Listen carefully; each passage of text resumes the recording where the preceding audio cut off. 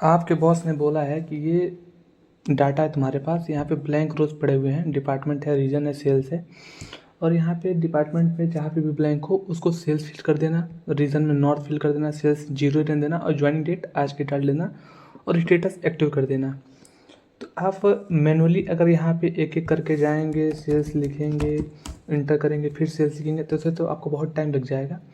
लेकिन उससे भी एक आसान तरीका बहुत लोग फील करते हैं, पर वो एक साथ अगर मान लीजिए मैनुअली कई कॉलम में हो गए तो फिर आप नहीं कर पाते हैं। जैसे मान लीजिए यहाँ पे मुझे ब्लैंक रो में गया, ठीक है, अब यहाँ पे मैंने ब्लैंक सेलेक्ट कर दिया।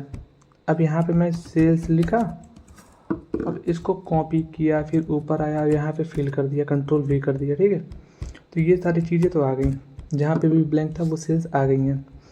सेम काम आप ऐसे भी इसमें भी कर सकते हैं, लेकिन उससे भी एक अच्छा आसान है कि जहाँ पे भी आपको जो चीज़ें सिलेक्ट करनी है, जो चीज़ें फिल करनी है, उस चीज़ को कॉपी कर लीजिए। जैसे रीजन में मुझे नॉर्थ फिल करना था तो कंट्रोल C किया और यहाँ पे कंट्रोल G प्रेस किया, स्पेशल पे गया, गो टू का बॉक्स खुल के आएगा, ब्लैंक्स पे गया, ओके कर दिया। अब मेरे सारे ब्लैंक सेल सेलेक्ट हो गए हैं, कंट्रोल V कर दिया। आप लोग बहुत लोग पूछेंगे कि डिपार्टमेंट में तो आपने ब्लैंक सेल सेलेक्ट करके कर दिया था, तो उसमें भी क्या दिक्कत थी, हम तो ऐसे भी कर सकते थे। हम बिल्कुल कर सकते थे, पर दिक्कत अब यहाँ पे आपको होगी। जैसे सेल्स दिया हुआ है, ये 4 कॉलम में सेल्स दिए गए हुए हैं।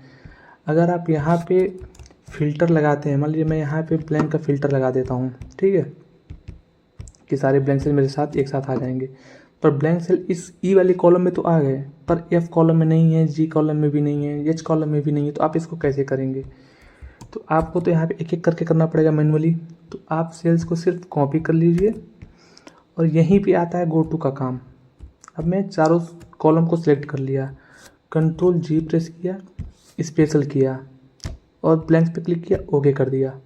अब जितने भी चारों कॉलम में ब्लैंक सेल थे वो सारे के सारे मेरे सेलेक्ट हो गए हैं। अब मुझे कुछ नहीं करना है, यहाँ पे कंट्रोल V कर देना है। अब ये देखिए, जहाँ पे भी ब्लैंक सेल थे वो अपने आप 0 वहाँ पे फिल हो गया, कोई दिक्कत नहीं हुई।